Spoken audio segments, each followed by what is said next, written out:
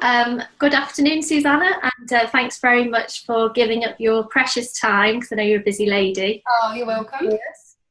And so I understand from talking to you a little bit and from my research of you that you are a successful businesswoman. You have 2 children. So you're a mum like me, juggling business and kids. You live by the sea. I'm very jealous. You are passionate, obviously, about helping mums in business, which is something we have in common. You talk quite openly on interviews about your business ventures and how some have been more successful than others. And yeah, I'm really interested to hear more about all of that. So maybe you could start by telling us a little bit about Work for Mums, Super Mums Business Club, and what's going on for you at the moment and how those businesses came about. Yeah, that's fine. So basically, when my kids were little, getting on for 8 years ago now, I first started out in business. I started a direct selling business with a company called Phoenix Trading, and they do sort of cards and stationery, and I love all that kind of stuff. I'm a bit of a stationery addict. So my friend used to send me these cards, and I was always a bit nosy, so I'd always look at the back and think, oh, that's really nice. Where'd you get that? Where'd you get it from? Saw there was a business opportunity and thought, oh, I might be able to do that. I was on maternity leave. I didn't really want to go back to work full time. And I kind of just wanted something just for me. I had a bit of baby brain. And I thought, can I really do it? Yeah, maybe I can. So I had a few wobbles up and down for a few weeks, and I decided just to kind of go for it, really. So I did that for a couple of years quite happily, selling. It's really easy to kind of have to sell. I'm not a typical salesperson at all, and thought of selling scared me, and it still does, actually. I don't really like the negativity that you feel when you hear the word selling. You're like, I can't sell. I was always very here's products, like let me flip through them, and obviously did really well at that. And from then I started blogging, and this is how Work for Mums came about. I just started blogging, and I just discovered that I loved it. I loved being online. I loved having, I always use WordPress in my blogs, loved using WordPress, loved the social media aspect of it as well, setting up business pages and Twitter and whatnot.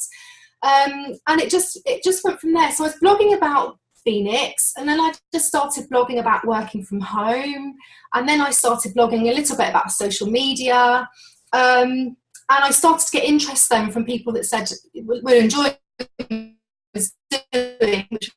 but also saying, we write a guest blog for you, and could we have a little advert on your site, and could we do this and could we do that? And I was like, yeah, of course you can, that's fine. And then eventually I had people that wanted to advertise jobs and opportunities on there. It was getting to the stage where I was thinking, Phoenix isn't really fitting with this anymore, because the site was called Work for Mums. But because I had more external stuff coming in, it just didn't really feel appropriate that I'd had all my Phoenix business on there, if you know what I mean. So I moved that then to another domain, set up another site for my Phoenix business. And then Work for Mums, I just kept kind of a bit jobby, a bit worky.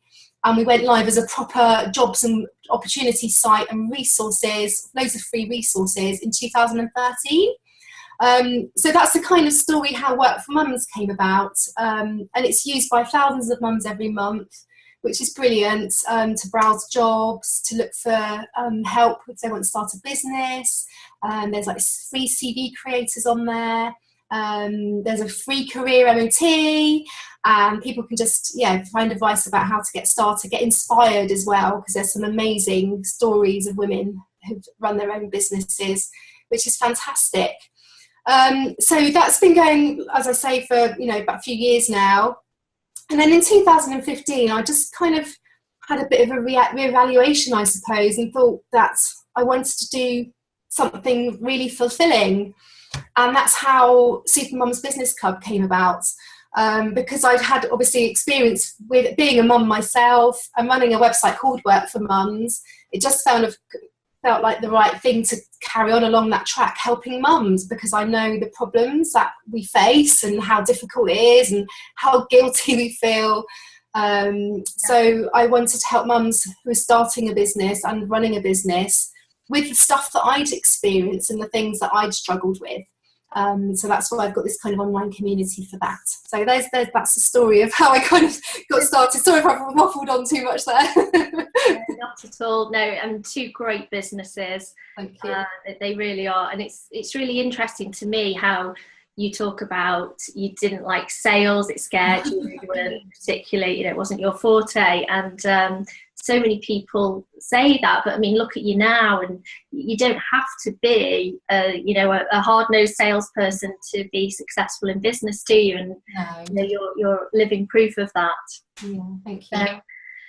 What advice, Suzannah, would you give to mums thinking about starting work again, or starting up their own business, who perhaps don't have a huge amount of confidence and they're a little bit frightened to go down that route? What advice would you give them? Well, I mean, I think it's hard for anybody, and I think it's okay if you feel like it's overwhelming, and it's okay if you're worried, and it's fine if you feel guilty, because you will feel that, and I think it's just important to acknowledge that that's okay to feel that. It's very, very daunting. As I was saying earlier, I really did have that kind of baby brain feeling. I just felt like, oh God, I'm never going to be able to go into work again. How am I going to even answer the phone? I can barely make up a bottle of formula, let alone kind of answering the phone. But to reassure you, you do get back into the swing of things really quickly. It only takes a few days and you can get back in the swing of things. I think it's easier in some ways if you are on maternity leave, because obviously you're going back to a familiar place, and I know a lot of companies do have the kind of keeping in touch days, which are really good. I think it's much, much harder if you've been out of the workplace for sort of 5-10 years. That can be really hard, and I think in cases like that it's worth maybe talking to a careers coach or getting some kind of guidance from someone about what direction you want to go in, because quite often you might have just lost all your skills, or what you did before, you might be thinking, I don't want to go back to that line of work again, or you might be thinking about starting your own business. And I think if you do go down the route of starting your own business, that I would just say to just do as much research as possible, really. Make sure you find something that you have passion about and that you're going to enjoy. And the same applies with working. Please don't stay in a job that you hate. Life is too short, and it's hard enough when you've got all this, mummy guilt and all the other kind of life issues that you have going on. It's hard enough. So, it's too short to just do something that you love doing, whether it's working or running a business. I agree with you so wholeheartedly. I really do. Yeah, I'm a big advocate of enjoying your work. Life is too short. Yeah. So how do you feel that the flexible working hours fit in with your family life and your personal circumstances? Well, for me, it's a bit different. Obviously, I have got my two children. They're 9 and 11 now, so it is a little bit easier because I don't have to worry so much about the childcare aspect. But I've always loved being able to go to all their events, and I would have felt even more guilty, I think, if I had to miss stuff. Because they're like, Mummy, why did you come today? And luckily they haven't had to do that, and I do feel really privileged that I've had that opportunity. And I know it's hard when you have to make those decisions, when you have to take holiday time to see stuff. I can't imagine it's horrible to have to do that. But for me personally as well, my husband has a couple of health conditions. So he's got a condition called cystic fibrosis, which is a life-limiting condition. And it does mean that he has, really rigid kind of regime of daily medical treatments that he has to do that take ages and ages. And also he has times where he can't, he's just not very well, and I've got to look after him, or he has to go into hospital. So I kind of was forced into this route of trying to create something that worked around our family and him as well, which is good because I found something that I love to do. And I think, with anyone in business, it's really important to have that flexibility there when you need it, but not to feel that, it's all on you as well. So I think that with me, I kind of outsource bits and pieces because it just makes my life a bit easier, and I kind of don't think like, oh no, I've got to do this, and I've got to do this, and I've got to do this. So I think it's important to, if you can get help, get help. No, absolutely. And you had a couple of years ago, you had an unfortunate personal circumstance that arose. How did your flexible working, how did you work around that with your hours? Yeah, so basically we had a family member who was really ill, and both my husband and I had to, be around a lot. And I'm so grateful for that time, because if I was in an employed job, it would have been nigh on impossible to have the amount of time off that I had. It's not so much that it was, it was awkward, but it's because it kind of fell at different hours, hospital visiting hours, you're fitting around with that. So it's very much flitting about from one place to another, and working in between when I could, because obviously just because I wasn't there, it doesn't mean that my business stops. My business still had to run. So I was able to work on the go. I was able to use my iPhone and iPad to respond to emails, and do stuff online, do my Facebook comments and things. And I wouldn't have had that opportunity. So I'm really grateful that I do work flexibly, because I had such special times with this person that I wouldn't have been able to have had if I had been working all the time. So I'd been limited to kind of just evening visiting hours, and that's difficult when you've got kids at home, because then you can't all go in at once. So I'm really grateful for that time and the opportunity to do that. Yeah, no, I can completely relate to that. I was in a similar situation myself a couple of years ago, and just that time is so precious when somebody is terminally ill. To have the option or the opportunity to be able to spend it with them is just, it's just, you can't explain it, can you? No. Okay, on to happier times. What is your proudest moment or your biggest success in business? Well, I think the best time was actually at the beginning of this year, when we had this horrible bereavement, and we were all, at a really low ebb. And then I'd found out that I'd won the Working Mum of the Year award from Pitman Training. I've got it here actually, so if you can see it, 'cause it's glass, but it's a Super Achievers Award 2016, winner Working Mum of the Year. And they chose me based on my personal story, and I'd got lots of nominations as well, which I'm so thankful for. And the news just came at such a lovely time. I just couldn't believe it. I was like, oh, I won this, and I'd won like a voucher, and I'd won some money and some stationery, and I was just like, oh, that's so nice. It was just such a lovely moment.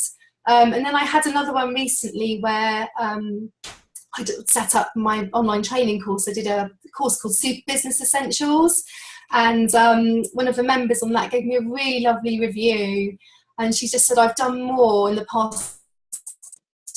last 6 months. Just made me feel like what I was doing was worthwhile, that I'd helped her to get focused on her business, and get it up and running. And it was, I was really, really happy to have had that. So they're definitely my proudest moments. And very well deserved indeed, I would say. Thank you. Yeah, you are an inspiration, Suzannah, and a great example of how you can juggle family and personal circumstances and businesses, multiple. So thank you very much for your time. I really appreciate it. It's lovely to hear your story. Thank you. Thank you. Oh, can I just say one last thing as well that I just had on the notes for this? I just wanted to say, like, to other mums in business or people starting a business, like, don't be on your own. I think that's the biggest thing, is that it can be really isolating when you feel like you're on your own, because quite often your friends and family just don't get it. And they might say, why don't you get a job, or oh yeah, but why do you do this, and da, da, da, da.